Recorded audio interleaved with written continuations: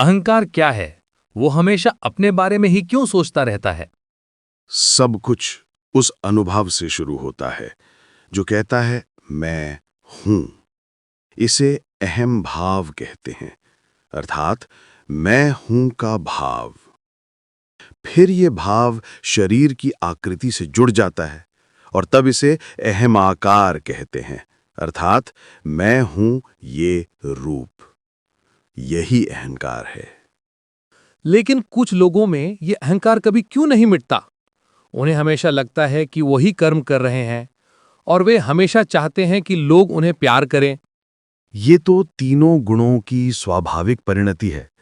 शरीर स्वयं अन्न रस अर्थात खाई हुई आहार तत्वों से बना है और यही शरीर वो माध्यम है जहां ये तीनों गुण काम करते हैं। अहंकार वास्तव में इन्हीं गुणों की प्रकृति है। मनुष्य के सभी कर्म इन्हीं गुणों से होते हैं। व्यक्ति चाहे मान ले कि वो स्वयं ही अपने कर्मों का कर्ता है, लेकिन वस्तुतः वो पूरी तरह से कर्म गुणों द्वारा प्रेरित है। केवल ज्ञानी ही इसे देख पाता है और अहंकार को पार कर जाता है। अहंकार कोई नाम या उपाधि नहीं है, वो बस एक अनुभव है। मैं हूं। जागृत अवस्था, गहरी नींद और मैं हूं का बोध, ये तीनों मिलकर अहंकार का निर्माण करते हैं। यदि ये ना हो तो बताओ तुम्हारे अस्तित्व का प्रमाण कहां होगा? तो क्या अहंकार केवल विचारों की उपज नहीं है? नहीं, ये तीनों अवस्थाएं, जागृत, निद्रा और मैं हूं, सब उस मूल अहम भाव की स्वाभाविक परिणति है। जो इस अस्तित्व बोध यानी आई एमनेस को पहचान लेता है, वो इन तीन गुणों को पार कर अपनी मूल स्रोत की ओर लौट जाता है। ये गुण हैं सत्व, चेतना, रजस, सक्रियता और तमस, कर्म की जिम्मेदारी लेने वाला भाव।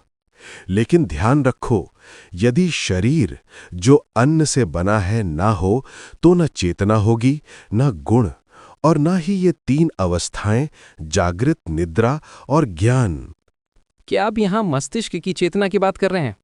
मस्तिष्क का इसमें क्या लेना देना? हम तीन अवस्थाओं की बात कर रहे हैं। यदि जागृत, गहरी निद्रा और मैं हूं का बोध ना हो, तो बताओ मस्तिष्क कहाँ है? और चेतना के बिना तुम्हें यह कैसे पता चलेगा कि तुम हो? क्या ये संभव है कि विचार केवल चेतना से ही उत्पन्न होते हैं? बिल्कुल। जब तक धूप बत्ती जलती है, उसकी सुगंध फैलती रहती है। लेकिन बताइए, जन्म से आपका क्या आशय है? जन्म का अर्थ है जागृत अवस्था का जन्म, गहरी नींद का जन्म और जानने की क्षमता का जन्म। लेकिन इस जन्म के लिए जो मूल सामग्री चाहिए, वो है शरीर की 5 गुना अन्न रस की सार तत्व। आप प्रश्न पूछ सकते हैं, पर यदि आप ही ना हो तो ये प्रश्न कहाँ रहेंगे? आप ना हो तो जन्म और मृत्यु पर भी कौन प्रश्न करेगा? जन्म तो केवल शरीर का होता है। और ये शरीर क्या है? क्या ये अन्न रस की क्विंटेसेंस नहीं है? कुछ लोगों में उम्र के साथ अहंकार इतना क्यों बढ़ता है कि वो पैरानोया तक पहुंच जाता है? सोचिए, ये अहंकार किसका उत्पाद है? जो भी अनुभव है वो होने से है, और ये होना यानी बीइंग स्वयं अन्न से बना है, क्योंकि हर अन्न दाने और हर सब्जी में मैं हूं छिपा हुआ है। इसीलिए अन्न से मानव शरीर प्रकट होता है। शरीर की इस सार तत्व से जन्म का लेबल लगाया गया है और आप पर आरोप लगाया गया कि आप पैदा हुए हैं। अब बताइए, वास्तव में कौन बोल रहा है? क्या आप बोल रहे हैं या होने का तत्व बोल रहा है? वास्तव में कभी कोई मैं बोलता ही नहीं। आप अब भी समझ नहीं पाए। इस संसार का अनुभव करने का बीज स्वयं होना है। बताइए, इसमें मैं कहाँ है? जो बोलता है वो बीइंग है, होने का तत्व है, लेकिन ये भी शरीर के अन्न रस पर निर्भर है। जैसे ही इस अन्न रस की शक्ति क्षीण होती है, बीइंग भी कमजोर हो जाता है और मृत्यु का समय आ जाता है। सारे शब्द, सारे वाक्य उसी बीइंग द्वारा बोले जाते हैं। यदि मैं हूं का अनुभव ही समाप्त हो जाए, तो कौन कहेगा कि मैं हूं? तो निष्कर्ष ये है कि अब मैं और कुछ नहीं कहूंगा। देखिए, आप यहां अपनी धारणाओं की पुष्टि सुनने आए हैं। बहुत से लोग यहां आते हैं और मान लेते हैं कि वे महान ज्ञान रखते हैं, लेकिन शुरुआत में ही मुझे स्पष्ट हो जाता है कि वे वास्तव में कुछ नहीं जानते। इसलिए मैं उनसे कहता हूं, शांत बैठो और सुनो। फिर अपने आप सहज रूप से उनके सारे संदेह मिट जाते हैं। कई लोग यहां उपहार लेकर भी आते हैं। ये तो एक बीमारी है। मैं पूरी तरह बाहर हूं इन सब से। न शारीरिक अनुशासन, न धार्मिक अनुष्ठान, न सिफारिशें। मैं हमेशा इन बंधनों से अलग रहा हूं। किसी ने मुझे ये चीन का कालीन दिया जिसकी कीमत 4000 रुपये से अधिक है। मेरे लिए कुछ नहीं है, बस उपयोग कर लेता हूं। इसी प्रकार ये जन्म भी जो मुझे थोप दिया गया है, मेरे लिए कोई महत्व नहीं रखता। बीइंग का अनुभव तो होता है, लेकिन मैं वो नहीं हूं। ठीक उसी तरह जैसे ये कालीन है जिसका मैं उपयोग करता हूं, पर मैं स्वयं ये कालीन नहीं हूं। लोग यहां आते हैं और मेरे चरणों में गिरते हैं, पर वे वास्तव में इस होने की शक्ति का सम्मान कर रहे हैं। मैं स्वयं अप्राप्य हूं। जो बीइंग की उत्पत्ति और विलय को देखता है, वो बिना आंखों के देखता है, और वो शुद्ध साक्षी इस बीइंग के राज्य से कोई संबंध नहीं रखता। ये सारी आध्यात्मिक जानकारियां जिन्हें लोग इतना खोजते हैं, सभी बीइंग के क्षेत्र में हैं, और एक दिन वे भी थके हुए मेहमान की तरह चली जाएंगी। असल प्रश्न ये है कि आप अंतिम ज्ञान कहां, कब और कैसे पाएंगे। लेकिन अंतिम ज्ञान का स्वामी कौन है? कोई भी नहीं, मैं हूं। ये जो ज्ञान है वो परम अवस्था नहीं है। ये होना, बीइंग, जो 3 गुणों से बना है, उसे ही ब्रह्मा, विष्णु और महेश के दैवीय नाम दिए गए हैं। इन तीनों देवताओं के मेल की पूजा विधि विधान और स्तुतियों के द्वारा की जाती है। लेकिन ध्यान रखो, ये तीनों देवता भी अंततः विलीन हो जाते हैं उस संत में जिसे ज्ञानी कहा जाता है। और ज्ञानी कौन है? वो जिसने परम को पा लिया है। ज्ञानी की अवस्था समय से परे है, यहां तक कि उच्चतम समाधियों से भी परे। इस अंतिम अवस्था को ही कहा गया है पराब्रह्म, परा आत्मा। लोग बहुत सी आध्यात्मिक पुस्तकें पढ़ते हैं और फिर वाद विवाद करते हैं, तो क्या इन पुस्तकों का कोई लाभ है? ये सब वाद विवाद केवल होने के स्तर पर है, और तुम परम, तुम होना नहीं हो। कल महाराज ने मुझसे कहा था कि बीइंग के उदय पर ध्यान करो और फिर प्रश्न पूछो। हाँ, बीइंग तब तक बना रहता है जब तक अन्न रस का तत्व उपलब्ध है। जैसे ही ये तत्व समाप्त होता है, शरीर के अंग काम करना छोड़ देते हैं और शरीर में जो बीइंग था वो भी लुप्त हो जाता है। इसे ही मृत्यु कहते हैं। लेकिन बताओ, मरता कौन है? एक वस्तु मरती है, ये कौन कहता है? क्या जो मर गया वो कह सकता है? यदि नहीं, तो फिर कौन कह रहा है? दिन प्रतिदिन हम देखते हैं कि बीइंग प्रकट होता है और लुप्त हो जाता है। कुछ तो बना रहता है। वो जो अंतिम दृष्टा है, वो आंखों से नहीं देखता, बल्कि बिना आंखों के देखता है। लेकिन वो अंतिम दृष्टा बीइंग के राज्य का हिस्सा नहीं है।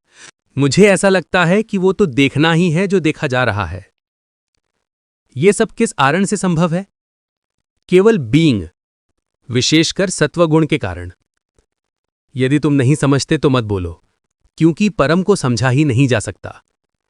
जो कुछ तुम समझते हो तुम वो नहीं हो, और सच तो ये है, असमझ में ही समझ उत्पन्न होती है। तुमने महात्मा जैसी दाढ़ी बढ़ा रखी है। आओ पास बैठो और प्रश्न करो। यह मेरे लिए एक उपयोगी उत्तर है। ज्ञानी बिना विचारों के बोलता है, लेकिन भावनाओं के साथ।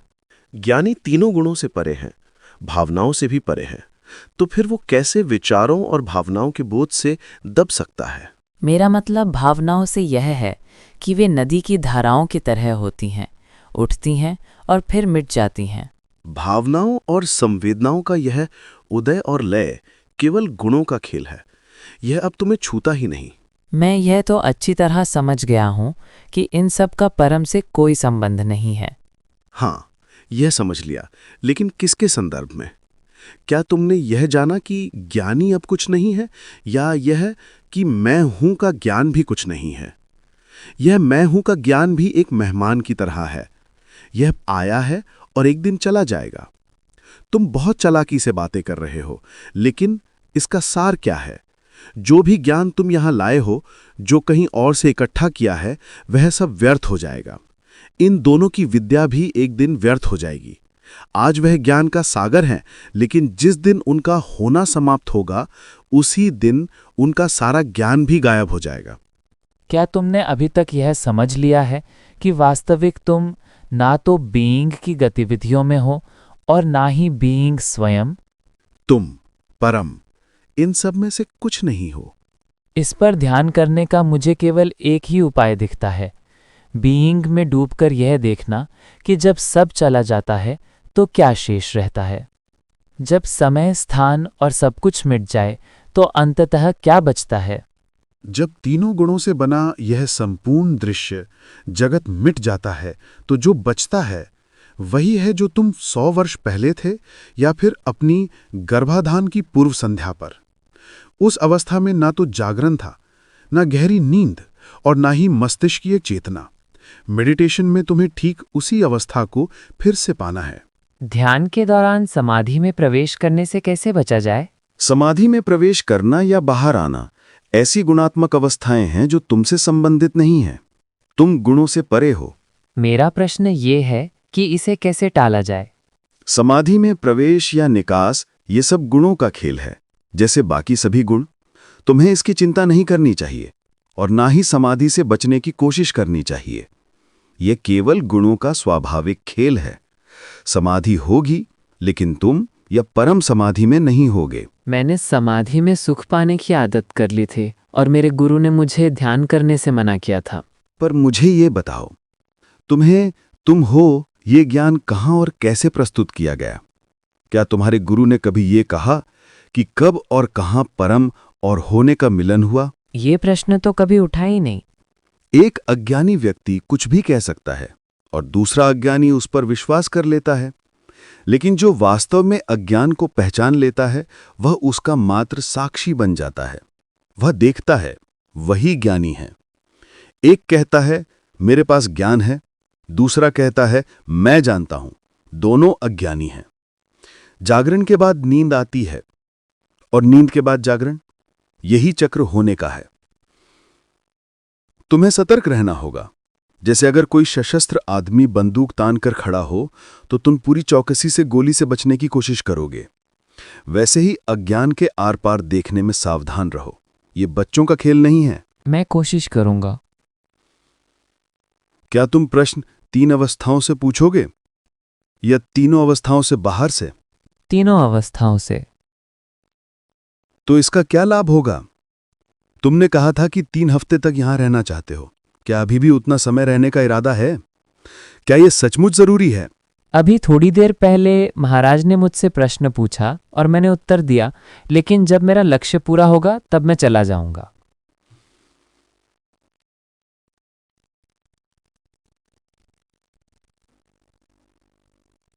क्या अभी भी कुछ शेष है जिसे तुम्हें पूरा करना है? और लक्ष्य से तुम्हारा आशय क्या है? मेरा आशय ये है कि मैं अपने लक्ष्य को पूरी तरह और सचेत रूप से जान पाऊं।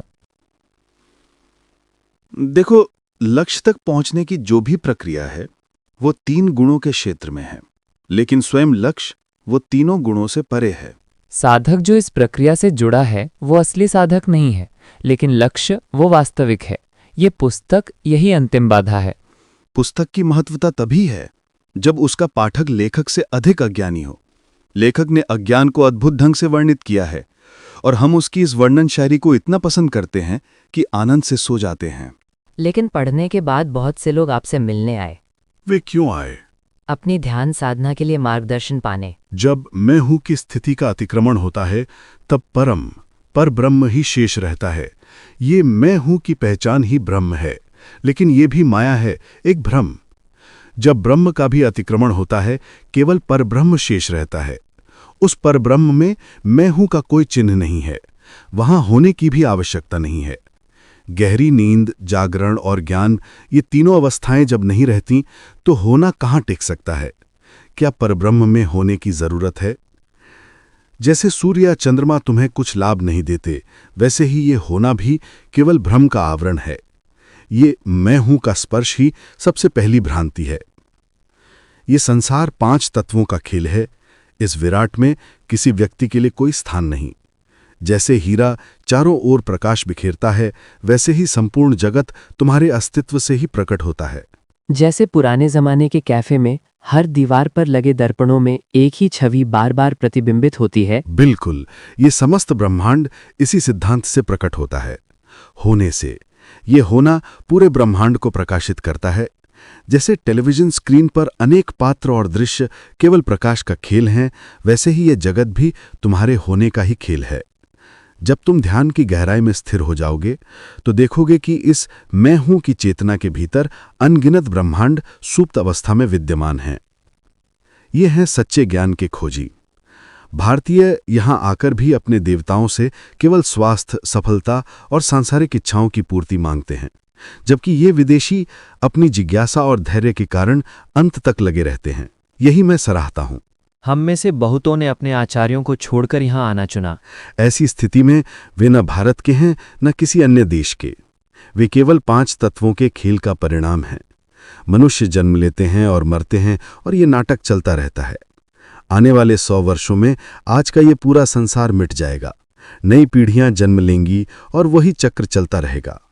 राम, कृष्ण, बुद्ध जैसे अवतार भी आए, ऋषि आए, महान आत्माएं आईं, लेकिन किसी ने भी इस सृष्टि पालन विनाश के नियम को नहीं बदला। प्रकृति का नियम कठोर है। एक प्रजाति दूसरी प्रजाति पर जीवित रहती है। मनुष्य और पशु दोनों ही इस खेल में पीड़ा झेलते हैं। लोग संगठन बनाकर पशुओं पर क्रूरता रोकने की कोशिश करते हैं। वे केवल उनके जीवन और कष्ट को लंबा करते हैं। क्या वे पशु निर्माण की प्रक्रिया को रोक पाए? क्या परिवार नियोजन ने मनुष्य और पशु प्रजाति में कोई वास्तविक सुधार लाया? अपने ऊपर तुम्हारी क्या सत्ता है? तुम्हारे पास अपने जीवन पर भी कोई अधिकार नहीं। ये पूरा नाटक 5 तत्वों का खेल है। न इसे कोई बदल पाया है, न कोई बदल पाएगा। मैं बाहरी चमत्कारों में कोई रुचि नहीं रखता, केवल उन चमत्कारों में जो मेरे भीतर घटित होते हैं।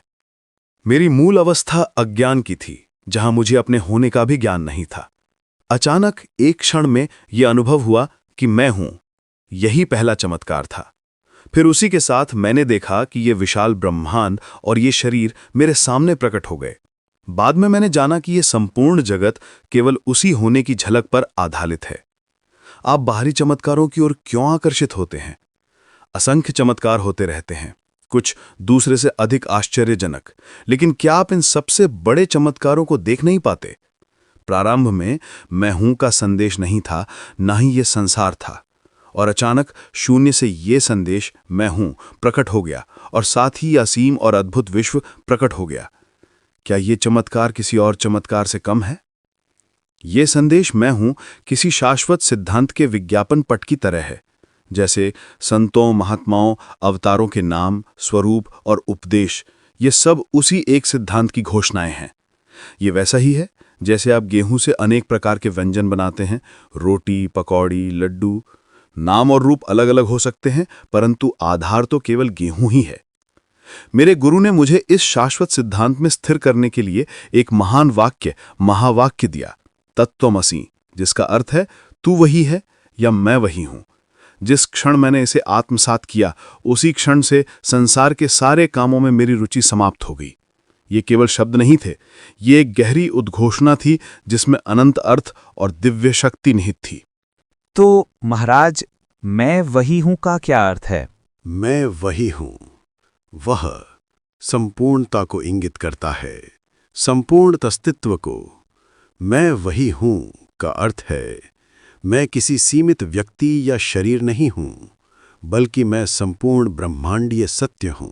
क्या इस अवस्था की कुछ झलक या जानकारी संसार के अनुभवों के माध्यम से शरीर के जरिए पाई जा सकती है? बिल्कुल नहीं। मैं जिस अवस्था की बात कर रहा हूं वह अनुभव रहित अवस्था है। अनुभवों से पहले मेरी स्थिति क्या थी? उस स्तर पर कौन उत्तर दे सकता था? यही बात आपको पूरी तरह समझनी होगी। उस आदि शाश्वत अवस्था में मेरे पास अपने बारे में कोई भी जानकारी नहीं थी। अब एक रूप जो मैं हूं की सूचना के साथ आया है, मुझ पर आरोपित हो गया है, और आप चाहते हैं कि मैं उस अवस्था का वर्णन करूं और उसे कोई नाम दूं। यदि जरूरी हो तो उसे परब्रह्म या परमात्मा कह सकते हैं, लेकिन ये नाम किसे दिया गया है? उस मैं को जो निराकार है और जिसके पास अपने बारे में कोई भी जानकारी नहीं है। आप सोचते हैं कि आप ज्ञानी हैं, आध्यात्मिक हैं, लेकिन क्या कभी आपने ये विचार किया है कि आप इस अनुभवजन्य अवस्था में क्यों और कैसे हैं? इस पर ठहरिए, गहराई से सोचिए, सुनिए। जमीन पर एक बहुत छोटी, लगभग मृतप्राय चींटी थी, इतनी सूक्ष्म कि दिखाई भी मुश्किल से देती थी। जब मैं उसे देख रहा था तो अचानक उसने जीवन के लक्षण दिखाए और उसी क्षण उस नन्ही सी चींटी से एक गरजता हुआ शेर निकल पड़ा। अब बताइए, मैं कैसे डर सकता था और कैसे उसे वास्तविक मान सकता था? यह पूरी सृष्टि और जिसे आप ईश्वर कहते हैं, उसकी पूजा होती है। लेकिन कब से? यह ईश्वर ऊर्जा की तरलता से उत्पन्न हुआ और उसने एक रूप ग्रहण किया। भले ही उसकी पूजा और सम्मान किया जाए, पर वास्तव में वह केवल एक उत्सर्जन, एक थूक का उत्पाद है। क्या आप इस पर सहमत हैं? शरीर के आने से पहले और तब तक जब तक मैंने शरीर को नहीं अपनाया था, मेरे पास यह जानकारी नहीं थी कि मैं कौन हूं, कहां से हूं या कब से हूं। लेकिन जिस क्षण गुरु ने मुझे अपने आह्वान से जगाया, सब कुछ स्पष्ट हो गया। यह होने का भाव जो मुझ में है, यह अनुभवजन्य स्थिति वास्तव में तुच्छ, निम्न और क्षणिक है। जिस चींटी का मैंने उल्लेख किया था, वह लगभग मृतप्राय थी और तरल ऊर्जा से बनी एक लचीली आकृति थी। उसी तरलता से शेर प्रकट हुआ, उसी तरलता से जो केवल एक उत्सर्जन था। उसी ऊर्जा तरलता से एक देह अपना आकार लेती है और होने की झलक प्रकट होती है। यह वही अवस्था है, अस्तित्व से प्रेम, होने से प्रेम। सृष्टि की हर वस्तु की जड़ में यही तरलता है, यह स्वयं से प्रेम की नमी है। यही तरलता जड़ और चेतन दोनों रूपों में प्रकट होने की सामर्थ्य रखती है। देह में यह तरल ऊर्जा विद्यमान है और उसी तरल ऊर्जा में एक और सूक्ष्म शरीर गुप्त रूप में उपस्थित रहता है। यह तरलता अति सूक्ष्म, अति शक्तिशाली और अत्यंत प्रभावशाली है। यदि आपके मन में इस विषय पर प्रश्न हो तो निस्संकोच पूछिए। मैं साक्षी भाव से आगे कैसे बढ़ सकता हूं? तुम्हारा प्रश्न उस विषय से बिल्कुल असंबंधित है जिस पर मैं अभी बोल रहा था। मैंने तुम्हें क्या बताया था? एक उत्सर्जन, एक तरल प्रवाह से स्वयं के प्रति प्रेम ने आकार लिया। इसी स्वयं प्रेम की लहर में ये संपूर्ण ब्रह्मांड धड़क रहा है। मैंने ये विषय तुम्हें विस्तार से समझाया और तुम अचानक साक्षी भाव पर कूद जाते हो। क्या तुमने समझा कि ये होने का स्रोत केवल एक बहाव है और ये तुच्छ है? हाँ, क्या तुम जानते हो कि तुम्हारा ये होना असत्य है, तुच्छ है, एक छलावा है? ये मैं ऐसा हूं, मैं वैसा हूं जो तुम्हें मानने पर मजबूर करता है, यही तो माया है, यही तो धोखा है। लेकिन जब आप केवल साक्षी होते हैं तो इसका अर्थ ये तो नहीं कि आप ऐसे या वैसे हैं। इस समय तुम साक्षी नहीं हो। असली सवाल ये है कि तुम्हारी वर्तमान दशा क्या है, तुम क्या हो? तुम केवल साक्षी कहलाकर अपने को महत्वपूर्ण ठहराना चाहते हो। सोचो, जब मैं हूं का ये संदेश अनुपस्थित था, यानी जब तक होने का बोध नहीं था, तब मेरी स्थिति क्या थी? मैंने तुम्हें उस अवस्था के लिए एक लेबल दिया है। तुम चाहो तो उसे परब्रह्म या परमात्मा कह सकते हो, लेकिन याद रखो ये नाम केवल संकेत हैं, वास्तविकता नहीं। आखिरकार ये भी भ्रामक हैं, बाहरी हैं, केवल शब्द हैं। होना ही साक्षी है और मैं जानता हूं कि इसके पार भी कुछ है। इसी कारण मैंने पूछा कि वहां तक कैसे पहुंचा जाए। हम यहां होने और उसकी उत्पत्ति पर चर्चा कर रहे हैं और इसका अर्थ है शरीर और जगत की उत्पत्ति भी। लेकिन तुम इसका उपयोग जगत को देखने परखने के साधन के रूप में करना चाहते हो। इस वार्ता का सार ये है कि मनुष्य चमत्कारों में विश्वास करता है, पर मैं कहता हूं सबसे बड़ा चमत्कार और कोई नहीं बल्कि यही है कि मैं हूं और ये जगत प्रकट हुआ। यही मूल चमत्कार है, मैं हूं का अनुभव और जगत का अनुभव। इससे पहले मैं अपने शाश्वत, निरंतर, अपरिवर्तनशील स्वरूप अमूर्त आत्मा में विश्राम कर रहा था। वे सभी नाम और उपाधियां पराब्रह्म, परा आत्मन केवल उसी स्थिति की ओर संकेत करते हैं। मैंने ये बात समझ ली है, लेकिन यदि आप कुछ और स्पष्ट करें तो मुझे और संतोष होगा। और व्याख्या? क्या मैं ये कहने में गलत होऊंगा कि तुम्हारा सिर भूसी से भरा हुआ है? जब मैंने अपने गुरु से मुलाकात की तो मैंने किसी अन्य साधु या गुरु से मिलने की चिंता पूरी तरह छोड़ दी। मैंने सारा ध्यान अपने भीतर लगाया, क्योंकि मेरे होने से ही साधुओं और गुरुओं का अस्तित्व प्रकट होता है। जब तक ये होना है वे प्रकट होते हैं और बने रहते हैं, परंतु जब ये संदेश मैं हूं मिट जाता है, तब केवल मेरी शाश्वत स्थिति अपरिवर्तनीय आत्मा शेष रहती है। यही तो मैं पूछना चाहता था जब मैंने साक्षी से परे जाने की बात कही थी। यही तो मैं तुम्हें बता रहा हूं। मेरे पास इसके अलावा कोई नई खबर नहीं है, लेकिन लगता है कि तुम बस अनुभवों और छवियों का संग्रह करना चाहते हो ताकि उनका दिखावा करके एक झूठे गुरु बन सको। मैं हूं का उदय, उसका विस्तार और उसका क्षय, यही मेरे होने की 3 अवस्थाएं हैं। जब मैं अपने बारे में बोलता हूं तो तुम्हें उसे अपने ऊपर लागू करना चाहिए और स्वयं को पहचानना चाहिए, क्योंकि जो कुछ मैं अपने बारे में कहता हूं वही तुम्हारे लिए भी उतना ही सत्य है। ये नौजवान यहां आध्यात्मिकता की तलाश में आते हैं, उन्हें मैं क्या कहूं? अगर वे जिद करते हैं और हर हाल में परिभाषाएं चाहते हैं तो मैं उन्हें उस सफाई कर्मी के पास भेज दूंगा जो कभी कभी यहां झाड़ू लगाने आता है। वही उन्हें जवाब दे सकता है। हमारे देवताओं की श्रेणी में कुछ निचली देवी देवता ऐसे भी हैं जो प्रसन्न होने के लिए मांस और शराब की बलि मांगते हैं। इन अधो देवताओं ने अपनी शक्तियां उच्चतर देवताओं की सेवा करके प्राप्त की हैं। मान लो कि इनमें से कोई एक मुझ पर क्रोधित हो जाए और बदला लेना चाहे तो वो क्या कर लेगा? अधिक से अधिक वो मुझे अपने पैर के अंगूठे के नीचे दबाकर मिटा देगा, उस चिन्ह को जो मेरे 3 गुणों का प्रतीक है। इससे क्या फर्क पड़ता है, क्योंकि मैं परमात्मा एब्सोल्यूट तो सदा के लिए अटूट और अपरिवर्तनशील हूं। क्या तुम यहां अपने को जानने आए हो या एक गुरु बनने की कला सीखने? महाराज, मैं पागल नहीं हूं। तो फिर तुमने साक्षी की बात क्यों की? मैं यहां आने से पहले साक्षी भाव यानी कि देखने वाली स्थिति तक पहुंचा था। वो क्या देखता है? जो कुछ भी प्रकट होता है और फिर लुप्त हो जाता है। इस साक्षी भाव तक पहुंचने के लिए ये तरल ऊर्जा होना का उपस्थित होना अनिवार्य है। जी हां। तो फिर समस्या ही कहां है? साक्षी है, लेकिन साक्षी किसका और किसे देख रहा है? मैंने तुम्हें पहले ही समझा दिया है कि सभी अवतार और जन्म इसी एक प्रवाह, इसी तरल ऊर्जा से उत्पन्न होते हैं।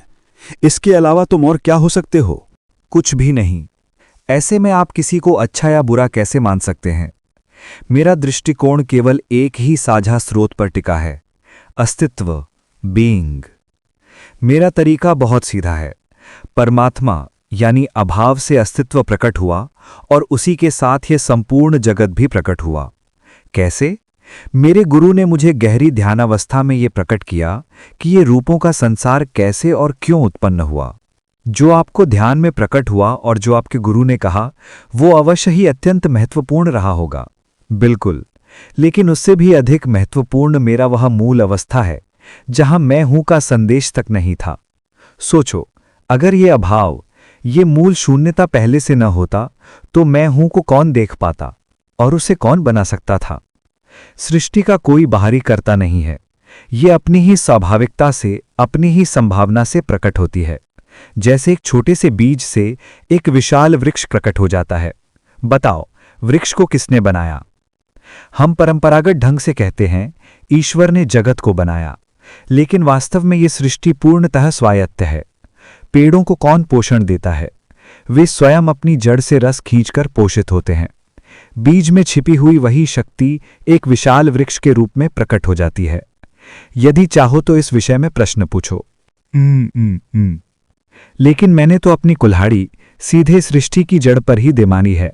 अब कोई प्रश्न शेष नहीं रह सकता। मराठी में मूल यानी पेड़ की जड़ होता है और जरा अलग उच्चारण में इसका अर्थ होता है बच्चा।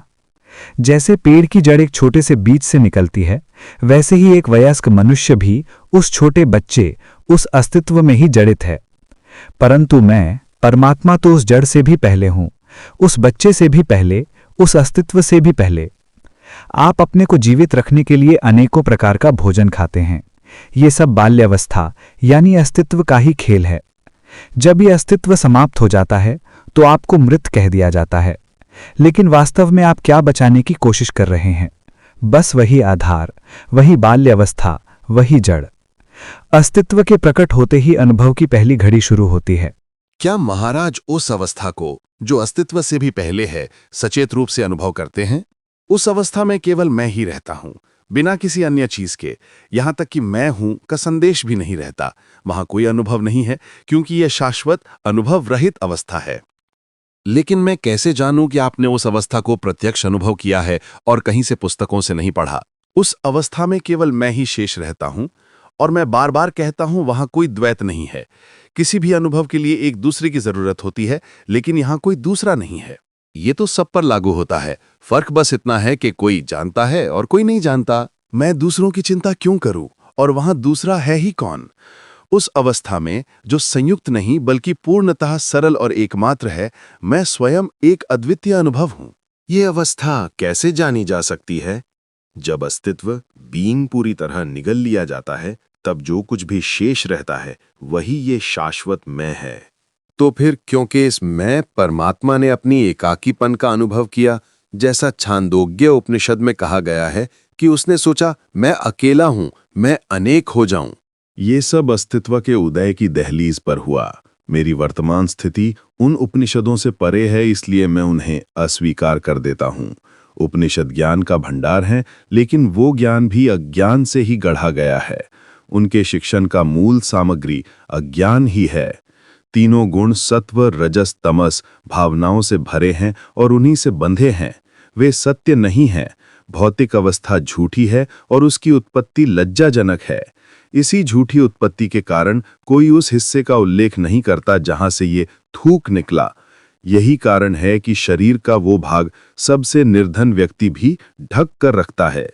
अब सोचो, यदि आप इस दृष्टिकोण को अपनाते हो तो क्या आप अहंकार को बनाए रख सकते हो? आप कहां से आए और कहां जा रहे हो? कहीं से नहीं, कहीं को नहीं। केवल भाग्यशाली लोग ही ऐसी गहरी चर्चाओं के समय उपस्थित होते हैं। प्रश्नकर्ता की ओर देखकर, तुम्हारा अभिमान अभी पूरी तरह सामने आ गया है। तुम्हें यह अच्छा लगता है? मुझे छिपाने को कुछ नहीं है। आपने ही तो मुझे कहा था कि स्वतंत्र रूप से बोलूं और अपनी बात को दृढ़ता से रखूं। अब तक तुम जो भी समझे हो वो सब निरर्थक साबित होगा, क्योंकि तुमने आधार को नहीं पकड़ा। तुम रास्ते में एक गधा देखते हो और तुरंत उससे संबंधित जानकारी पाना चाहते हो, लेकिन उससे तुम्हारा क्या लेना देना?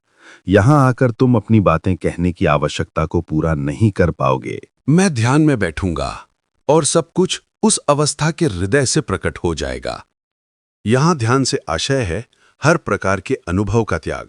ध्यान वही है जहां अनुभव रहित अवस्था प्राप्त होती है, और इसे समझने के लिए ध्यान करना ही पड़ेगा। क्या है अनुभव? यही कि मैं हूं का अनुभव करना। लेकिन जो इस अस्तित्व और फिर अनस्तित्व को देखता है, वही वास्तविक अवस्था है। इस प्रकार के ध्यान का नियमित अभ्यास करो, अन्यथा तुम एक बछड़े की तरह हो जाओगे जो अपनी रस्सी खींचकर कभी बाएं कभी दाएं उछलता रहता है। तुम्हारी इंद्रियां अत्यंत सक्रिय हैं और तुम उन्हें काबू नहीं कर पा रहे हो। स्थिरता तुम्हें केवल ध्यान से ही मिलेगी। यही एकमात्र उपाय है जिससे तुम्हारी प्रकृति की ये कमजोरी सुधर सकती है। मुझे क्या करना चाहिए? मैंने बहुत समय तक कोशिश की, लेकिन सफल नहीं हो पाया। धैर्य और निरंतरता रखो। तुम्हारे भीतर सत्य के लिए एक गहरी प्यास, एक गहन आकांक्षा होनी चाहिए। जब किसी चीज की तुम्हें सच्ची और तीव्र आवश्यकता होती है, तब मन बार बार उसी की ओर लौटता है और खोज जारी रहती है। यही दृढ़ता तुम्हें स्थिर कर देगी। मेरी युवावस्था के दिनों में गांव-गांव घूमने वाले नर्तकी गायक दल आते थे। वे एक पुराना गीत गाते थे जो सदियों पहले एक महान संत ने लिखा था। मेरे अनेक प्रेमी थे जिन्हें मैं नचाती थी। दूर जाते ही वे सब तड़पते थे। लेकिन जब मुझे सच्चा गुरु मिला तो मैंने पाया कि वो मुझसे भी महान है। अब वही मुझे नचाता है। सावधान रहो उस पूर्ण गुरु से, क्योंकि जब तुम उससे मिलोगे तो उसके गीत की लय पर तुम नाचोगे। ओ मित्रों सुनो, जब तुम्हारा अहंकार मिट जाएगा तो तुम कैसे टिकोगे? और संत कवि कबीर ने भी अपने पदों में यही सत्य कहा है। मैंने लाखों बार नाम जपा, कठोर तप और व्रत किए, फिर भी अपनी सच्ची प्रकृति को न जान सका। लेकिन जब मुझे वो पूर्ण गुरु मिला, अद्वितीय निरंजन, तो तत्काल ही मैंने परम को पाया और अलख उस निराकार निर्विचार में डूब गया। पृथ्वी से देखने पर सूर्य उगता और अस्त होता हुआ दिखाई देता है, लेकिन सूर्य के स्तर पर केवल एक अचल प्रकाश ही है। उसे ना तो उगने का और ना अस्त होने का कोई ज्ञान है। यही स्थिति है। सत्ता से पहले जो है वो शाश्वत है, पर सत्ता, उसकी प्रकटता और उससे जुड़ी सभी गतिविधियां अस्थायी हैं और समय बंधन में हैं। आप भगवद गीता के विद्यार्थी हैं, बताइए क्या मैंने जो कहा है वो गीता से मेल खाता है? जब से मैंने आपको सुना है तब से मैं गीता के 15वें अध्याय को स्पष्ट रूप से समझ पा रहा हूं। वहां पुरुषोत्तम का उल्लेख है। हाँ, पुरुषोत्तम ही वो परम है, संपूर्ण प्रकट जगत का आधारभूत शाश्वत तत्व। वो स्वयं में स्थित है, किसी बाहरी सहारे से नहीं टिकता, बल्कि अपनी ही निश्चलता से विद्यमान रहता है। भगवान कृष्ण ने कहा है, केवल वही लोग मेरी वास्तविक प्रकृति समझते हैं जो जान जाते हैं कि मैं परम और अपरम दोनों से परे हूं। बाकी सब लोग अज्ञानी हैं। जिनकी उत्पत्ति ही किसी मूर्खतापूर्ण क्रिया से हुई हो, वे स्वयं भी मूर्ख ही रहेंगे। परंतु जो कुछ भी एक ज्ञानी कहता है वही आध्यात्मिक भोजन है। उसका आचरण तक अध्यात्म को प्रकट करता है। असल में हमारे सारे आचरण सत्वगुण की अभिव्यक्तियां हैं, जो अन्न रस के माध्यम से प्रकट होते हैं। ये आचरण ना आपके हैं ना मेरे। सत्वगुण के 3 ही स्वरूप है: जागृत अवस्था, गहरी नींद और मैं हूं का अनुभव। जब ये वास्तविकता भली भांति समझ ली जाती है, तब मनुष्य शरीरधारी होकर भी शुद्ध भ्रम का अनुभव करता है, और तब कोई मानसिक हस्तक्षेप शेष नहीं रहता। यही बात कृष्ण ने कही थी। शरीर अन्न रस का ही उत्पाद है। संसार में सब कुछ, पेड़ पौधे, झाड़ियां, पशु, सब बीज से ही उत्पन्न होते हैं। बीज का अर्थ ही है पूर्व रूप को पुनः स्थापित करना। बीज भी सत्वगुण का ही परिणाम है। उस बीज से अंकुर निकलता है, फिर वो विशाल वृक्ष बन जाता है, पर उसकी जड़ तो केवल बीज ही है। मानव बीज भी यही है।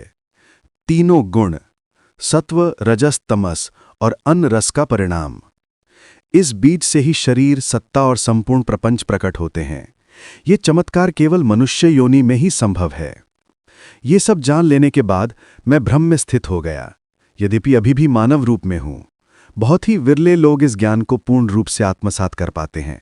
अधिकतर लोग केवल कुछ तथाकथित आध्यात्मिक जानकारियां बटोर लेते हैं, लेकिन वो सच्चा ज्ञान नहीं होता।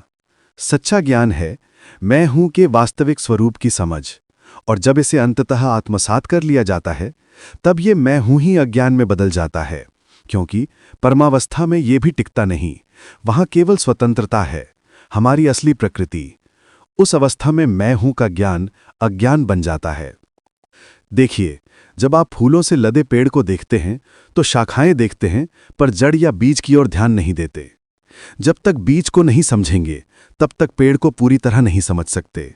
वैसे ही आप अभी अपने को केवल शरीर मानते हैं, लेकिन उस बीज को नहीं समझते जिससे ये शरीर निकला और पनपा। भीगी हुई कलम की नोक किताबों के पन्नों पर असंख्य शब्द लिख देती है, पर सब शब्दों की जड़ तो केवल वही भीगी नोक है। ठीक उसी प्रकार ये बीज सत्ता आकारहीन है, और शरीर तो केवल उसके लिखे हुए शब्दों जैसे हैं। आप शरीर को तो तुरंत अपना मान लेते हैं, पर उस बीज की ओर नहीं देखते। यहां तक कि स्वयं कृष्ण को भी यदि फिर अवतार लेना हो, तो उन्हें इसी अन्न रस से उत्पन्न बीज सत्ता के माध्यम से ही आना पड़ेगा। यही नियम ईसा मसीह और बुद्ध पर भी लागू होता है। उनका भी प्रकट होना केवल इसी सत्ता के सहारे हुआ। क्या आप जानते हैं कि बुद्ध और बोधिसत्व नाम का क्या अर्थ है? बुद्ध का अर्थ है हम सबकी मौलिक प्रकृति। और जब तुम्हें दीक्षा मिली थी तो वो किस रूप में हुई? किस आधार पर दीक्षा संपन्न हुई? मुझे पवित्र दीक्षा परंपरा में एक भिक्षु के रूप में प्रवेश दिया गया, जो सार्वभौमिक आनंद के लिए कार्य करता है। मुझे ये सब मत सुनाओ। दीक्षा का अर्थ है हो जाओ। तुम्हें जागरूक और सतर्क होकर वही होना है जो वास्तव में तुम हो। दीक्षा के समय तुम्हें क्या उपदेश दिया गया था? मुझे शरीर और मन का अवलोकन करने को कहा गया। लेकिन कहां से, किस पहचान के आधार पर तुमने ये अवलोकन किया? मैंने किसी विशेष दृष्टिकोण से शरीर का निरीक्षण नहीं किया, मैंने केवल देखा। यदि तुम ये नहीं जानते कि तुम कौन हो, यदि तुमने स्वयं को नहीं पहचाना, तो कौन देख रहा है और अवलोकन किस प्रकार हो रहा है? मेरे अवलोकन में वस्तु प्रेक्षक के भीतर ही प्रकट हो जाती है। विचारों, भावनाओं और संवेदनाओं के माध्यम से यह मैं का बोध उत्पन्न होता है। इसलिए मैं इस मैं के भाव का भी साक्षी बन सकता हूं और स्पष्ट देख सकता हूं कि इस शरीर मन के संकुल में कोई ठोस या स्थायी वस्तु नहीं है। जब तुम्हें दीक्षा दी गई थी तो किस प्रकार तुम्हें सचेत और सतर्क रहने को कहा गया था? मुझसे कहा गया था कि हमेशा सचेत रहो। लेकिन किस पहचान के आधार पर तुम्हें हमेशा सतर्क रहना था? मुझसे किसी पहचान की बात नहीं की गई, केवल इतना कहा गया कि सचेत रहो। किससे कहा गया? क्या तुम्हें ये नहीं बताया गया कि यह साक्षी किस रूप में होता है? मुझे नहीं लगता। यह तो बहुत प्रारंभिक स्तर की दीक्षा है। सबसे पहले यह पहचानना आवश्यक है कि तुम्हारे भीतर वो कौन सा सिद्धांत है, वो मैं हूं का बोध, वो आत्म प्रेम, लव ऑफ बीइंग, जो हर अनुभव का साक्षी है। ये अवलोकन अपने आप घटित होता है। जब शरीर में पीड़ा उत्पन्न होती है तो मैं स्वतः उस पीड़ा का साक्षी बनता हूं।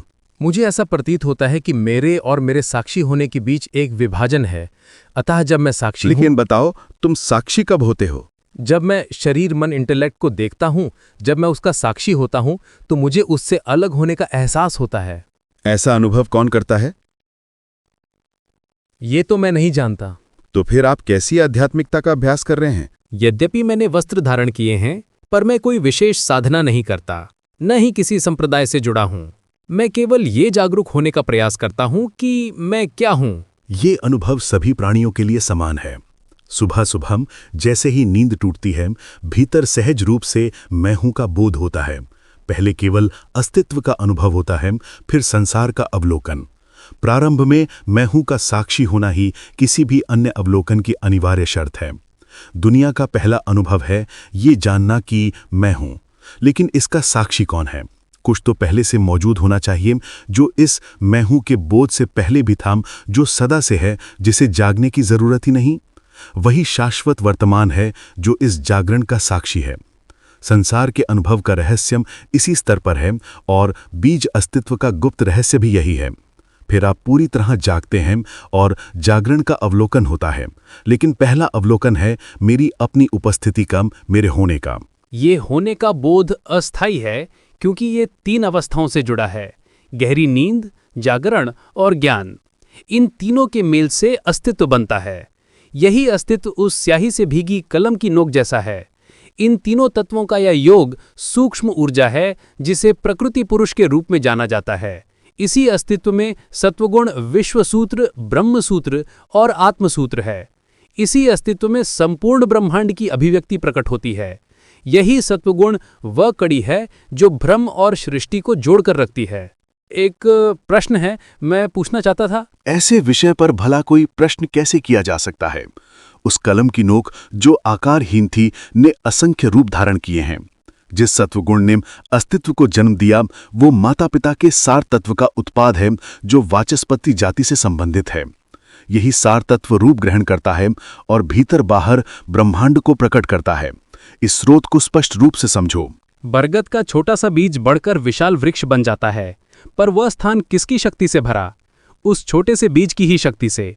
ठीक इसी प्रकार माता पिता के सार तत्व से मैं हूं का उदय होता है और यह मैं हूं स्वयं एक ब्रह्मांड बन जाता है।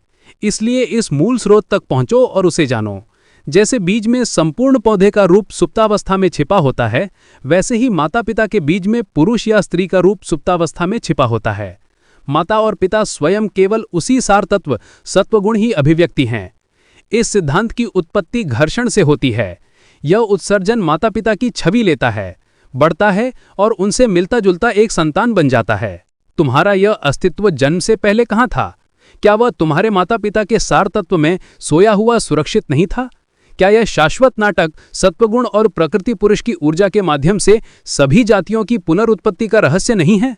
ये अस्तित्व की छुअन अपने आप में किसी भी प्रकार का व्यक्तिगत पहलू नहीं रखती। ये तभी व्यक्तिगत प्रतीत होती है जब यह शरीर और मन से जुड़ती है। ये अस्तित्व वास्तव में प्रकटित है, ये व्यक्तिगत नहीं है। आपने मैं प्रेम करता हूं की बात की थी। जब मैं कहता हूं कि मैं किसी से प्रेम करता हूं, तो उसका अर्थ वास्तव में यह है कि यहां का मैं हूं वहां के मैं हूं को पहचान रहा है। प्रेम करने योग्य कोई दूसरा नहीं है। जो भी प्रकट हुआ है वो केवल अस्तित्व का प्रेम है। इस अस्तित्व के प्रति प्रेम बनाए रखने के लिए ही आप अनेक कठिनाइयां और दुख सहते हैं। इसी को संतुष्ट करने के लिए आप इतनी सारी गतिविधियों में डूब जाते हैं। दुख तब पैदा होता है जब हम अपना ध्यान इस मैं प्रेम करता हूं की अवस्था से हटाकर किसी और चीज पर लगा देते हैं। लेकिन यदि ये सब केवल मैं हूं की स्थिति को बनाए रखने के लिए है, तो क्या यह हमें वश में कर लेने वाली कोई इच्छा नहीं है? ये इच्छा नहीं है। मैं हूं की गहरी प्रकृति ही होना है। अस्तित्व का स्वभाव ही ये है कि वो रहे और बना रहे। ये उसकी अपनी प्रकृति है, ना कि किसी व्यक्ति की। यहां तक कि जब ये मानव शरीर से जुड़ा हो तब भी? हाँ, असंख्य बुद्धियां और शरीर इसी सिद्धांत से बने हैं। यही सृष्टि का स्रोत है। करोड़ों जातियां, प्राणी, जीव जंतु इसी मूल सिद्धांत से प्रकट होते हैं, जिसे मूल माया कहा जाता है, भ्रम का सिद्धांत। क्या मैं हूं ही हमें उत्पन्न करता है? मेरे अस्तित्व से ही तीनों लोक उत्पन्न हुए हैं। मेरे स्वप्न जगत के भीतर लाखों प्राणी, पशु, मनुष्य आदि उत्पन्न होते हैं। ये स्वप्न जगत कैसे और कहां से उत्पन्न हुआ? वो मेरे स्वप्नावस्था में जागरण के क्षण से ही प्रकट हुआ। अगर मैं अपनी आंखें बंद कर लूं, तो क्या इसका अर्थ यह है कि आप अस्तित्व में नहीं हैं? आपको ये कौन बताता है कि आपकी आंखें बंद हैं? मैं हूं।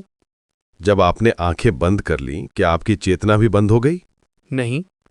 आपका जन्म दो देहधारी प्राणियों, जिन्हें माता पिता कहा जाता है, के प्रेम संयोग से हुआ। आपका अस्तित्व उनके आनंद क्षण एक्सटीज की याद है। मैं हूं उस क्षणिक वासना का स्मरण है। ये रूप, ये देहधारी व्यक्ति उसी प्रथम आनंद का स्मरण मात्र है। आपने ढेरों ज्ञान अर्जित कर लिया और ये मान बैठे कि आप गुरु बनने के योग्य हो गए हैं और इधर उधर से इकट्ठा किए गए ज्ञान का उपदेश देने लगेंगे। लेकिन वो ज्ञान सच्चा प्रकटित ज्ञान नहीं होगा। आप कुछ नहीं जानते, अपनी वास्तविक प्रकृति को नहीं पहचानते। आप नहीं जानते कि आप क्या हैं, इसलिए आप भी उन नकली गुरुओं में से एक बनेंगे। आपका अस्तित्व आपके पिता और माता में सुप्तावस्था में था। आज आप अपने वर्तमान अस्तित्व के आधार पर और आगे जाना चाहते हैं, लेकिन यह अवस्था कहाँ से आई? वहीं लौटो जहां से सब कुछ शुरू हुआ। पहले वहीं टिक जाओ। किसी ने एक क्षण का सुख पाया और मैं 80 वर्ष से अधिक समय से उसकी पीड़ा और कराहन झेल रहा हूं। क्या ये सही होगा कि मैं हूं की अवस्था की तुलना एक ऐसे घर से की जाए जिसकी दो दरवाजे हों, एक दुनिया की ओर और दूसरा परब्रह्म की ओर? परब्रह्म में कोई भी दरवाजा नहीं हो सकता पुत्र। इसके बजाय उस दरवाजे को देखो जिससे तुम बाहर निकले हो। उस सीमा को पार करने से पहले तुम कहां थे और कैसे थे? इसी विषय पर प्रश्न करो। क्या ये जन्म एक साधारण जन्म था या एक अशोक या दुखद जन्म? मैं अभी उसके बारे में बात नहीं कर सकता। इस मैं हूं में प्रेम भी है और पीड़ा भी। इसका कारण सुख की खोज है और उसका परिणाम मैं हूं की अवस्था। कारण है प्रेम आनंद की पराकाष्ठा, लेकिन उसका परिणाम शुरू से अंत तक दुख ही है। उस आनंद क्षण में क्या प्रेम और पीड़ा दोनों का एक साथ बोध होता है? सृष्टि में जो कुछ भी गर्भाधान के क्षण उपस्थित था, वह सब उस उत्पन्न रूप में दर्ज हो जाता है और वही रूप माता पिता की प्रतिकृति होता है। तुम्हारा जन्म केवल एक जन्म नहीं है, बल्कि उस क्षण का समस्त ब्रह्मांड आंतरिक और बाह्य रूप से उसमें अंकित है। जन्म के बाद तो चेतना निरंतर रहती है, लेकिन ध्यान में वो आती जाती रहती है। अस्तित्व तो निरंतर है और वह स्वयं को मानव रूप के माध्यम से जानता है। बिना शरीर के वह अचल और अज्ञेय है। तुम्हारे भीतर यह चेतना आने जाने की साक्षी कौन है? एक उपस्थिति। तुम्हारी बात सही भी है और गलत भी। ये ऐसा है मानो तुम कहो कि मैंने तुम्हें 10,000 रुपए देने का वचन दिया था। ये केवल शब्द है, प्रमाण नहीं। असली उपस्थिति तो परब्रह्म की अवस्था है, लेकिन यह भी सिर्फ एक शब्द है। उसे प्राप्त करना और उसमें टिके रहना आवश्यक है। अभी तुम्हारा मैं हूं अस्तित्व में बंधा हुआ है, जबकि मैं कह सकता हूं मैं हूं क्योंकि मैं इस झूठे मैं से परे हूं और पूर्ण ब्रह्म या परब्रह्म की अवस्था में स्थित हूं। मैं हूं की छाया के अभाव में मैं पूर्ण, अखंड और शाश्वत हूं। अस्तित्व और अनस्तित्व की सीमा बुद्धि के लिए भयानक है, क्योंकि वहां पहुंचकर उसे समाप्त होना पड़ता है। इसी सीमा को महायोग कहा गया है। उस जन्म नामक अवस्था की गहराइयों में जाओ। माता पिता नामक इन दो रूपों की बीज शक्ति में असंख्य ब्रह्मांड संभावित रूप में विद्यमान है। आपकी सारी बातें मुझे कृष्णमूर्ति की शिक्षा जैसी लग रही है। जिसने अस्तित्व को समझ लिया, ये अज्ञान का कण, वो हर बात को सही रूप से कह सकता है। इस छोटे से अस्तित्व में असंख्य ब्रह्मांड निहित हैं। यदि बेहतर समझना हो तो अपने स्वप्नों पर विचार करो। स्वप्न जगत गहरी नींद से थोड़ी देर का झूठा जागरण ही है और उसी क्षण असंख्य ब्रह्मांड उत्पन्न हो जाते हैं। तुम और मैं के सूत्र में द्वैत है, अलगाव है, लेकिन यदि और को हटा दो तो कोई अलगाव नहीं बचता, कोई द्वैत नहीं रहता। यही अस्तित्व की प्रकृति है। ये केवल संयोजक है। जब इसे हटा दिया जाता है तो कोई द्वैत नहीं रहता। इस प्रकट जगत में कोई भी सत्ता ऐसी नहीं है जो कुछ करती हो। इसका कोई रचयिता नहीं हुआ, सब कुछ सहज ही घटित होता है। तुम्हें परिवार, काम या समाज की गतिविधियों से क्यों रुकना चाहिए? जो करना है पूरे उत्साह और लगन से करो, लेकिन कम से कम ये जानो और समझो कि तुम वास्तव में क्या हो। तब धीरे धीरे ये स्पष्ट होगा कि कर्ता के रूप में तुम्हारी कोई जगह या रूप नहीं है। जो कुछ भी घटित होता है वो किसी विशेष कारण से नहीं होता, सब कुछ स्वतः ही चल रहा है। प्रकट जगत के स्तर घूमते हैं, गूंजते हैं, स्पंदित होते हैं बिना किसी उद्देश्य के, लेकिन तुम शुद्ध सत्ता हमेशा बने रहते हो, बिना नाम, बिना रूप की पहचान के। ये जो नाम, रूप और शरीर से बंधा हुआ सिद्धांत है, यह स्वयं को बनाए रखता है और एक दिन विलीन भी हो जाएगा। इसी पूरे प्रकरण को समझना ही ज्ञान कहलाता है। कृष्ण ने स्वयं को परात्मा कहा, सर्वोच्च स्तर। अन्य लोग भी इस पर बोले, पर वे नाम, रूप और शब्दों में फंस गए और अपने ही विचारों में उलझ गए। यदि कभी मेरे भीतर विचार आता है तो केवल इस प्रकट अस्तित्व और उसकी सहज गति के स्तर पर। उसमें कुछ बदलने की कल्पना तक मुझसे संबंधित नहीं हो सकती। तुम सोचते हो तो हमेशा व्यक्तिगत स्तर पर, अपने ही छोटे छोटे सवालों में। कुछ करने की आवश्यकता नहीं, केवल ये देखो कि मैं हूं कि ये झलक तुम में कैसे प्रकट हुई। जब मैं बोलता हूं मुझे कोई एहसास नहीं होता कि मैं ही बोल रहा हूं। तुम अपनी कल्पित पहचान से बोलते हो। बताओ उस पहचान का आधार क्या है? आधार? शब्द तो बस बाहर निकल आते हैं। जब तुम बोलते हो तो क्या अपनी ही सत्ता पर आधारित रहते हो या किसी और की सत्ता पर? अपनी ही पहचान पर। ये मैं का होना अल्पकालिक है। तुम्हें देखना चाहिए कि जो इस तुम का अनुभव करता है वही एक स्थायी सत्ता है। अब सोचो, किस पहचान से तुम वास्तव में बोलते हो? जो कि मुझे बोलने की कोई इच्छा या जरूरत महसूस नहीं होती, इसलिए ये पहले वाले स्तर से नहीं आ रहा। मुझे तुम्हारे से एकदम स्पष्ट उत्तर चाहिए। ये पेचीदा बातों का क्या मतलब है? मैं फिर कहता हूं, क्या तुम अस्थायी होने के स्तर से बोलते हो या शाश्वत से? कोई व्यक्तिगत मैं बोलता ही नहीं। ऐसा मत कहो, मैं तुम्हें ही बोलते में पकड़ रहा हूं। तो बताओ, क्या तुम अस्थायी स्तर से बोल रहे हो या स्थायी से? अस्थायी स्तर से नहीं। तुम सच नहीं कह रहे। मेरा अनुभव तो यह है कि कोई मैं नहीं बोलता।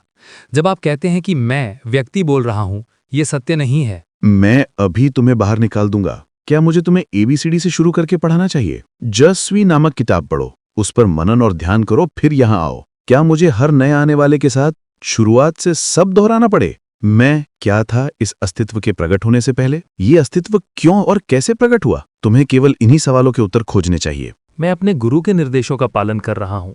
जो कुछ भी अर्जित होता है वो समय से जुड़ा होता है, इसलिए असली नहीं। ये तो कोई भी कह सकता है। मैं ये जानना चाहता हूं कि ये शरीर और ये चेतना कैसे प्रकट हुए। मुझे तय नहीं करना पड़ता कि मुझे क्या कहना है या क्या नहीं कहना।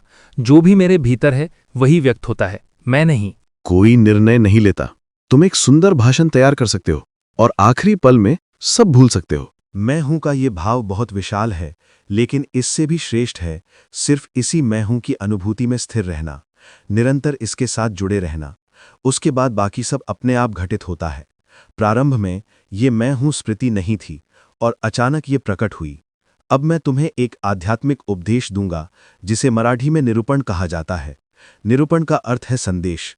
आध्यात्मिक संदेश व्यक्त करने के लिए ये मूल संदेश मैं हूं आवश्यक है। इसी मूल संदेश से आगे जो भी निकलता है वही आध्यात्मिक वचन है। ये संदेश उसी को प्रकट करता है जो इसे सुनता है।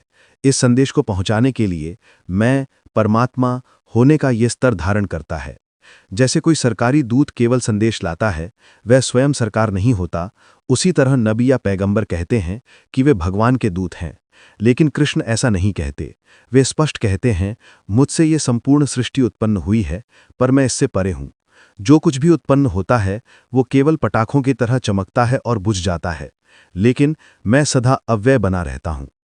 आध्यात्मिकता को व्यक्त करने के अनेक ढंग हैं। मैंने किसी और के विचार रटकर नहीं सीखे। असली बात यह है, ये मैं हूं का भाव क्यों और कैसे प्रकट हुआ और इसे जन्म का नाम क्यों मिला। इससे पहले मैं क्या था, ये विरले ही समझ पाते हैं। शंकराचार्य और रमण महर्षि ने भी यही स्पष्ट किया है, कैसे मैं शाश्वत हूं और कैसे मैं समय और अस्तित्व के बंधन में मैं के रूप में बंध जाता हूं। इसे समझ लेना ही सब कुछ है। लेकिन महान मूल माया तुम्हें भटकाती है, ये विश्वास दिलाकर कि तुम पहले भी अनगिनत जन्मों में रहे हो और तुम अज्ञानी लोग इसे कभी प्रश्न नहीं करते। जन्म से पहले तुम्हारे पास मैं था या पिछले जन्मों की कोई स्मृति नहीं थी। फिर भी तुम पुनर्जन्म की कहानियों पर विश्वास कर लेते हो। क्या ये उचित है? असल सवाल ये है, तुम किससे बने हो और कैसे? जब तक इसका उत्तर नहीं पाते, तुम जन्म मरण और पुनर्जन्म के भ्रम से मुक्त नहीं हो सकते। वेदों में भी ये भ्रम है और इसने बहुतों को उलझा दिया है।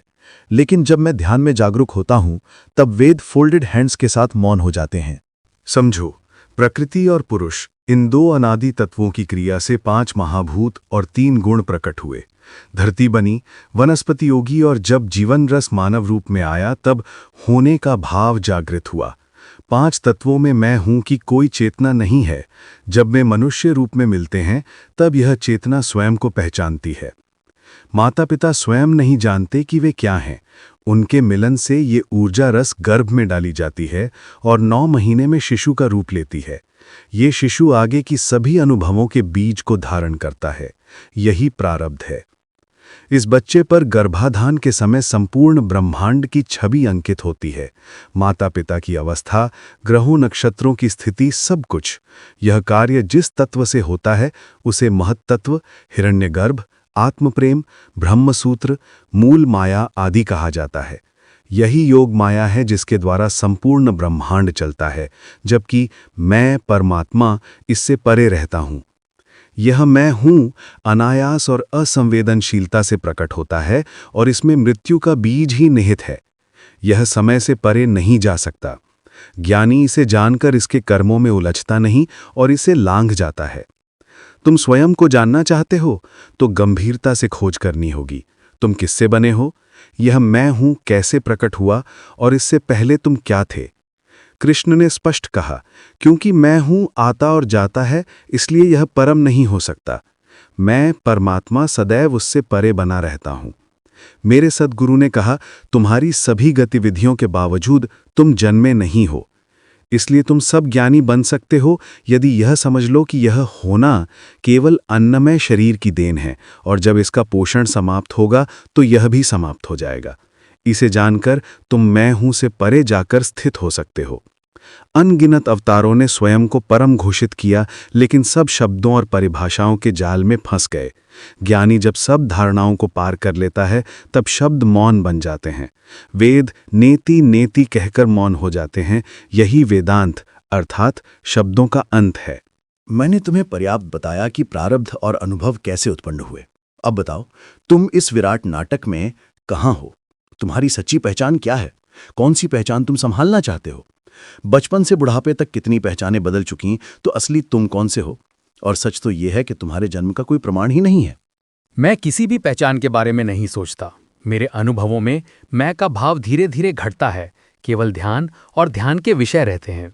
जब ध्यान मैं हूं पर टिकता है तो मैं की छाप और भी कम हो जाती है। जब तुम्हारा ध्यान मैं हूं पर रहता है, क्या तुम अपनी शारीरिक संवेदनाओं को महसूस करते हो? जब मेरा ध्यान मैं हूं पर नहीं रहता, सब कुछ चला जाता है। लेकिन जब मेरा क्या ध्यान तुम्हारा ध्यान स्थिर है? हाँ, तो फिर तुम यहाँ क्यों आए हो? क्योंकि ये अनुभव निरंतर नहीं है। यदि तुम दृढ़ता से स्थिर हो जाते तो ये सदा के लिए होता। ये केवल कुछ क्षणों के लिए स्थिर रहता है। दोनों अवस्थाओं का साक्षी कौन है? शुद्ध ध्यान और अशुद्ध ध्यान का? शायद पर्यवेक्षक, ध्यान ही। शायद कुछ ऐसा है जो ध्यान को देखता है, वैसे भी बोलने वाला मैं नहीं हूं। इस सब पर ध्यान देने वाला कौन है, तुम या कोई और? सत्य ही जानता है। तुम्हें ये सब और अधिक स्पष्टता से जांचना होगा। जितना हो सके ध्यान करो, घंटों समाधि में डूबो। मेरा मन शांत है लेकिन सजग है। मैं हूं को देख रहा हूं। तुम ज्ञान की अवस्था के निकट हो, लेकिन अभी लक्ष्य तक पहुंचना बाकी है। ये तभी संभव है जब ध्यान ध्यान में ही विलीन हो जाए। अगर ये इतनी तीव्रता से स्वयं को निगल लेता तो तुम्हें यहाँ आने की जरूरत नहीं पड़ती। ओह, अब समझा। ध्यान को स्वयं को ही निगलना होगा। हाँ, फिलहाल तुम ध्यान के स्तर पर ठहरे हुए हो। इसे पूरी तरह भस्म होना चाहिए। तुम मुझसे उस मैं हूं के स्तर से बात कर रहे हो जो समय से जुड़ा है और इसीलिए अस्थायी है। क्या बिना किसी विषय के ध्यान हो सकता है? बिना विषय के ध्यान? अगर ध्यान है तो विषय भी अनिवार्य रूप से होगा। जब ध्यान और विषय दोनों लुप्त हो जाते हैं तो क्या वो समाधि है? ये जानने वाला कौन हो सकता है? आप मुझे एक प्रलोभन दे रहे हैं। सिर्फ अपने बारे में ही कुछ कहो। जब कुछ मेरे ध्यान में प्रवेश करता है, मैं किसी वस्तु की ओर आकर्षित हो जाता हूँ। मेरी शांति भंग हो जाती है, लेकिन मैं हूँ का भाव बना रहता है। उस समय मेरा मन वस्तु की ओर ऐसा मुड़ता है कि वस्तु और मैं हूं दोनों साथ साथ प्रकट होते हैं। तुम मुझे शरीर बुद्धि के स्तर से बोलते लगते हो, लेकिन मैं यहां निर्बुद्धि अवस्था की बात कर रहा हूं। बुद्धि तब तक सक्रिय रहती है जब तक शरीर से पहचान बनी रहती है। जब शरीर से पहचान समाप्त होती है तो बुद्धि कहाँ रहती है? जागरण, गहरी नींद और मैं हूं, ये सब जन्म कहलाते हैं। ये केवल एक अस्थायी चरण है। लेकिन क्या मुझे शरीर बुद्धि का अध्ययन उसी के स्तर से नहीं करना चाहिए ताकि मैं उसे जान सकूं? क्या मैं तुम्हें नर्सरी स्कूल का शिक्षक लगता हूं? क्या मुझे तुम्हें ABC से शुरू करके समझाना होगा, जो शरीर बुद्धि की अवस्था से जुड़ा है? मैं तो प्रारब्ध और अस्तित्व की जड़ की बात करता हूं, शरीर बुद्धि की नहीं। बस इतना ही काफी है। यदि यह उपलब्ध हो जाए और उसका स्वाद लिया जाए तो चरणामृत, जो भगवान के चरणों से झरते अमृत का प्रतीक है, उस अत्याचारी को जीत सकता है और पराजित कर सकता है जो बचपन से ही हम पर थूप दिया गया है, यानी मस्तिष्कीय बुद्धि। तब यह बुद्धि हम पर कोई अधिकार नहीं रख पाएगी। इस अवस्था को मनोजय कहा जाता है, बुद्धि पर विजय। लेकिन यह विजय केवल भगवान की कृपा से ही संभव है। इस कृपा के बिना उस अमृत का रसास्वादन असंभव है। केवल सच्चा भक्त ही इस अमृत को प्राप्त कर सकता है। तो सच्चा शिष्य कौन है? वो क्या है? वो और कुछ नहीं बल्कि चेतना स्वयं है। अपने अस्तित्व के साथ गहरा संपर्क, इस सत्य का ध्यान कि तुम हो, यही शिष्य है। ये होना जो बिना मांगे स्वयं तुम में प्रकट हुआ है, यही चेतना चरण अमृत है, भगवान के चरणों से बहने वाला अमृत। यह संपूर्ण ब्रह्मांड, यह चक्रवात की तरह घूमता और कंपन करता हुआ जगत, यही चेतना है जिसे भगवान के चरण कहा गया है। और जो कुछ भी ज्ञेय हैं वो इसी चेतना का शरीर है। इसका जीवों से क्या संबंध है? यह समस्त अनुभवों का आधार है। यही मैं हूं के रूप में हमारे भीतर विद्यमान है। यही अस्तित्व प्रेम है, यही चरण अमृत है। सच्चा सत्य शिष्य वही है जो निरंतर इस मैं हूं के साक्षात्कार में स्थिर रहता है। जो इस चेतना के अमृत का स्वाद लगातार लेता है, वही संत है। जब यह अमृत रस निरंतर पिया जाता है तो मन का वो व्याकुल, भेदभाव करने वाला दृष्टिकोण जो व्यक्तियों को नर नारी, ऊंच नीच आदि में बांटता है, मिट जाता है। तब केवल चेतना ही अपनी स्वाभाविक महिमा में प्रकट होती है। तो इस अवस्था को कैसे पाया जाए? ये तभी संभव है जब मैं हूं को हर चीज की जड़ के रूप में पहचाना जाए और गहराई से इसे अपनी सच्ची प्रकृति के रूप में स्वीकार किया जाए। जब तुम पूरे विश्वास के साथ ये अनुभव कर लो कि मैं हूं, यही वो है जिसके कारण मुझे ज्ञात है कि मैं हूं, तब ये स्वीकृति ही चरण अमृत है। इसे ही अमृत कहा जाता है, क्योंकि कहा गया है अमृत पीने वाला अमर हो जाता है। इसी प्रकार सत्य का गहन साधक जो निरंतर इस मैं हूं की चेतना में स्थित रहता है, वो मृत्यु के अनुभव को पार कर अमृतत्व को प्राप्त करता है। लेकिन जब तक मानसिक स्तर पर विजय नहीं पाई जाती, मृत्यु का अनुभव अवश्यम भावी है। मैं अनगिनत आगंतुकों से लगातार बातें करता हूं और इतने वर्षों में भी मेरा दृष्टिकोण क्यों अपरिवर्तित बना हुआ है? क्योंकि मैं चरण अमृत में स्थिर हो चुका हूं।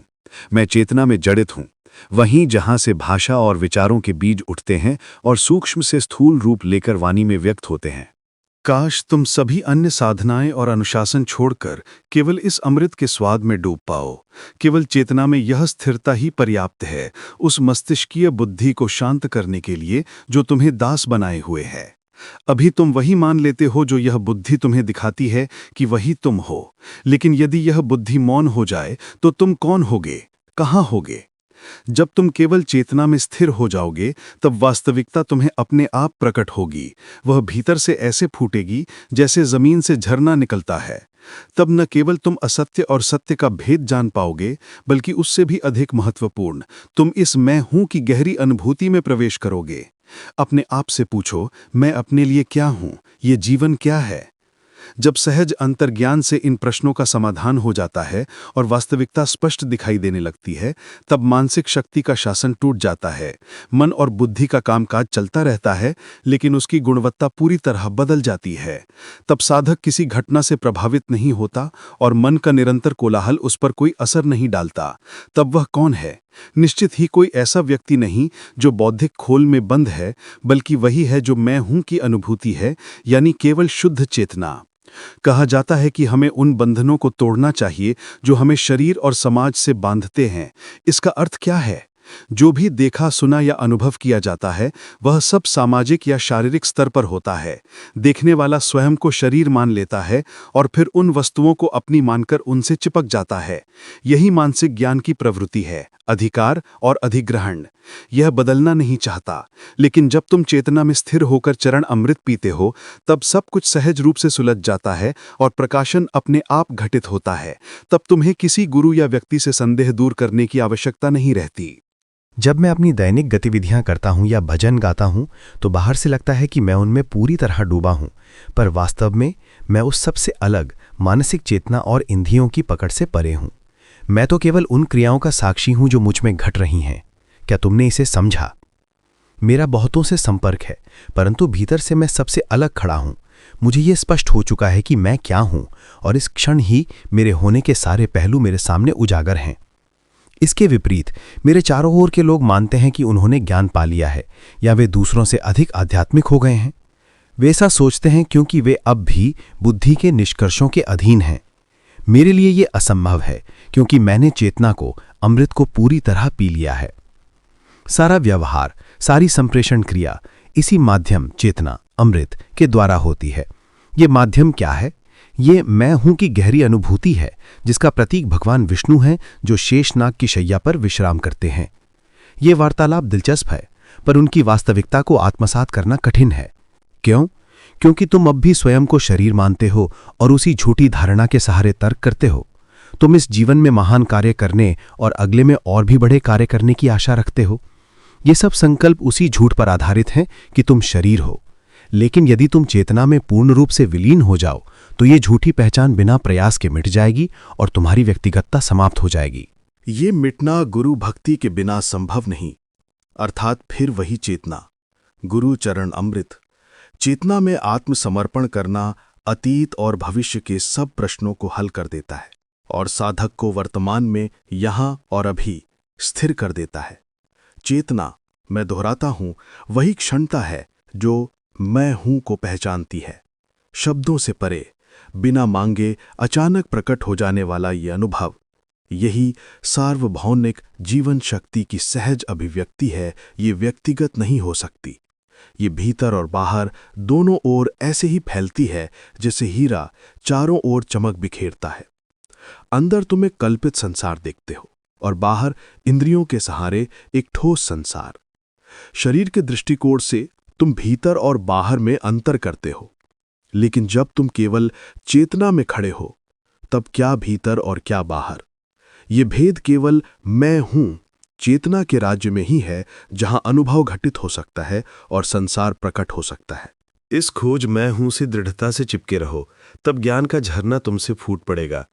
ये तुम्हें शरीर और मन के रहस्यों, 5 तत्वों के खेल, 3 गुणों, प्रकृति पुरुष की लीला और बाकी सब को प्रकट करेगा। इस रहस्योद्घाटन के साथ तुम्हारी जो पहचान केवल शरीर तक सीमित थी, वह विस्तृत होकर पूरे प्रकट ब्रह्मांड के आयाम तक फैल जाएगी।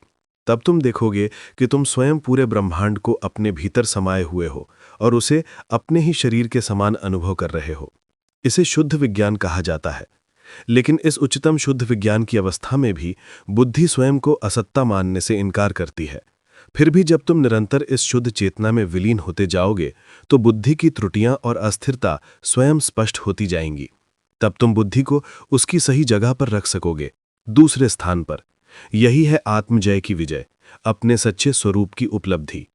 हर मनुष्य इस शुद्ध विज्ञान की अवस्था को पा सकता है और उसमें टिक सकता है, बशर्ते वह अब अपने को न तो पुरुष माने, न स्त्री, और न ही जन्म मरण के अधीन किसी सत्ता के रूप में स्वीकारे। तब प्रश्न उठता है, इन जंजीरों से मुक्ति कैसे मिले? उत्तर बहुत सरल है। तुम्हें यह दृढ़ निश्चय करना होगा कि यह जानना मैं हूं, यही तुम्हारे संसार का मूल स्रोत है। यही ज्ञान तुम्हें यह अनुभव कराता है कि मैं हूं और यह जगत है। यही ज्ञान, यही चेतना जिसने पूरे ब्रह्मांड को व्याप्त और संतृप्त कर रखा है, वह हर किसी में तुम हो के रूप में प्रकट होती है। इस तथ्य को पकड़ो, उसे किसी नाम या उपाधि से मत बांधो। अब एक अत्यंत सूक्ष्म प्रश्न पर विचार करो, तुम्हारे भीतर ही कौन है जो इस तुम हो अथवा मैं हूं बिना नाम बिना शब्द को जानता है? उसे खोजो और उस केंद्र में स्वयं को समर्पित कर दो। अपने को उस बीज बिंदु में ढहा दो, उसी केंद्र में ठहरो, इस मैं हूं की गवाही को देखो और बस हो जाओ। और कुछ मत बनो। यही है अस्तित्व की आनंदमयी अवस्था, स्वरूप आनंद। तुम लोग संतोष और आनंद भिन्न भिन्न तरीकों से प्राप्त करने का प्रयास करते हो। कोई अच्छा भोजन चाहता है, कोई फिल्म देखता है, कोई संगीत में डूबता है। इन सब का आनंद लेने के लिए किसी बाहरी साधन की आवश्यकता होती है, लेकिन स्वरूप आनंद, अस्तित्व की आनंदमयी स्थिति के लिए कोई बाहरी साधन आवश्यक नहीं। सोचो, गहरी नींद का उदाहरण लो। वहां न कोई उपाय चाहिए, न कोई विशेष साधन, और फिर भी वहां गहन शांति और आनंद मिलता है। क्यों? क्योंकि उस अवस्था में तुम्हारी पुरुष या स्त्री शरीर की पहचान पूरी तरह मिट चुकी होती है। कुछ आगंतुक मुझसे कहते हैं, हमें वो मार्ग दिखाइए जो हमें सत्य तक पहुंचा दे। लेकिन बताइए, क्या ये संभव है? सभी मार्ग तो केवल भ्रम की ओर ले जाते हैं। ये मार्ग ज्ञान के क्षेत्र की रचना है, और ज्ञान क्या करता है? वह विचार, रूप और गति को जन्म देता है। जब मार्ग और गति स्वयं ही संसार और वस्तुओं की धारणाओं से जुड़े हैं, तो वे कैसे तुम्हें सत्य तक पहुंचा सकते हैं? सत्य तो इन सबसे स्वतंत्र है, इन सबसे पहले है। उसे पाने का एकमात्र उपाय है अपनी उत्पत्ति ही जड़ में टिकना। उसी प्रारंभ में जहां पहली बार ये उद्घोष हुआ था, मैं हूं। जब तक तुम इस स्रोत में स्थिर नहीं होते, तुम बुद्धि द्वारा गढ़ी गई बेड़ियों में कैद रहोगे, कभी किसी विचार में, कभी किसी सिद्धांत में, कभी किसी मत में। इसलिए मैं पुनः कहता हूं, अपने होने के स्रोत में स्थिर हो जाओ। उसी क्षण तुम्हारी सभी जंजीरें टूट जाएंगी और तुम मुक्त हो जाओगे। तब तुम समय को भी पार कर जाओगे, उसके पंजों से बाहर निकल जाओगे और शाश्वतता में टिक जाओगे। ये स्थिति दिव्य है, आनंद से परिपूर्ण, जहां तुम्हारा वास्तविक स्वरूप स्वयं में विलीन होकर, स्वयं में ही मग्न होकर परम सुख का अनुभव करता है। ये ऐसा आनंद है जिसे शब्दों में नहीं बांधा जा सकता। ये पूर्ण जागरूकता है, पूर्ण शांति में। इस वार्ता का सार बहुत सरल है। तुम्हारी सबसे बड़ी पूंजी, सबसे अनमोल निधि है ये उद्घाटन, तुम हो। ये उद्घाटन किसी भी मानसिक या बौद्धिक प्रस्फुटन से पहले का है। इस सतत प्रमाण में टिके रहो, ध्यान करो। इससे बड़ा कुछ नहीं है, न गुरु की भक्ति, न देवता की भक्ति। यही सबसे श्रेष्ठ है।